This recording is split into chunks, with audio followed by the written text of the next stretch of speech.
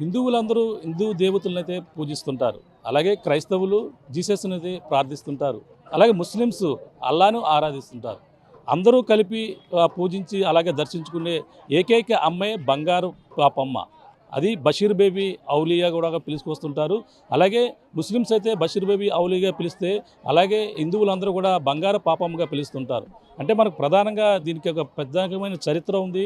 ఈ యొక్క కాకినాడ జిల్లా పిఠాపురం నియోజకవర్గంలో ఉన్నటువంటి కొత్తపల్లి మండలంలో ఉన్నటువంటి పొన్నాడ గ్రామంలో ఈ యొక్క వెలిసినటువంటి దర్గా ఎంతో చరిత్ర కలిగినది.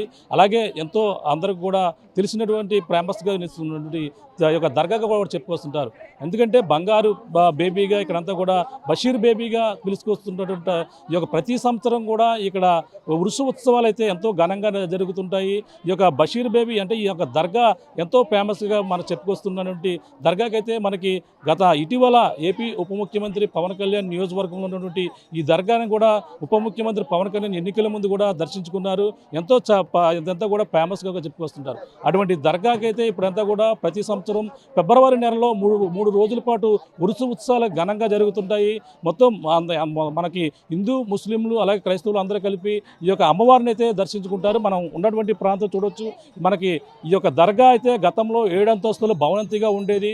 అటువంటి భవంతి ఇప్పుడు కేవలం 6 అంతస్తుల భవంతి కూడా మునిగిపోయి ఇప్పుడు కేవలం ఒక 7వ అంతస్తు మాత్రమే కనపడుతూ ఉంటుంటుంది. మనం చూస్తున్నటువంటి ప్రాంతం ఇదే దర్గా. మనం ఒక ఫ్లెక్స్ చూస్తే ఇక్కడికి ప్రధానంగా కనపడుతుంది.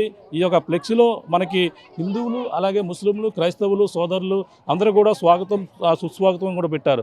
ఎందుకంటే మొత్తం అన్ని మతాల వారు ఇక్కడ వచ్చి ఈ యొక్క అమ్మవారిని అయితే దర్శించుకుంటారు. మరో పక్కన మనకు చూడొచ్చు ఇదే దర్గా. మనకి దీనికి ప్రత్యేకమైనటువంటి చరిత్ర ఉంది. ఈ యొక్క దర్గాకి 7 అంతస్తుల భవంతు కేవలం చివరి అంతస్తు మాత్రమే కనబడుతుంది. ఈ యొక్క 7 అంతస్తుల్లో మనకి చూసుకుంటే గతంలో ఇదే బషీర్ బేబీ సంబంధించినటువంటి నివాసం. వీళ్ళంతా కూడా అంటే మధ్యలో బషీర్ మొత్తం 6 అంతస్తులు కింద నేలలో ఉంటుందని చెప్పుకొస్తున్నారు. కేవలం 7వ అంతస్తు మాత్రమే పైన కనపడుతుంది. దూర ప్రాంతాల నుంచి వచ్చి ఈ యొక్క పై అంతస్తులో ఉన్నటువంటి ప్రాంతాన్ని దర్శించుకుంటారు. ప్రత్యేకమైనటువంటి పూజలు కూడా చేస్తుంటారు. ఇక్కడ ప్రత్యేకంగా ఇక్కడ కూర్చుని ప్రార్థనలు చేసి ప్రత్యేకమైనటువంటి ఈ విధంగా అమ్మవారిని అయితే బషీర్ బేబీ బంగారు పాపమ్మని కోరిన కోరికలు కోరుకుంటే అన్నీ కూడా తీరుతాయని వీళ్ళంతా కూడా భక్తులు నమ్మకం. దూర ప్రాంతాల నుంచి కూడా ప్రతి ఒక్కరు వచ్చి ఇక్కడ దర్శించుకుంటున్నటువంటి దృశ్యాలను చూడొచ్చు.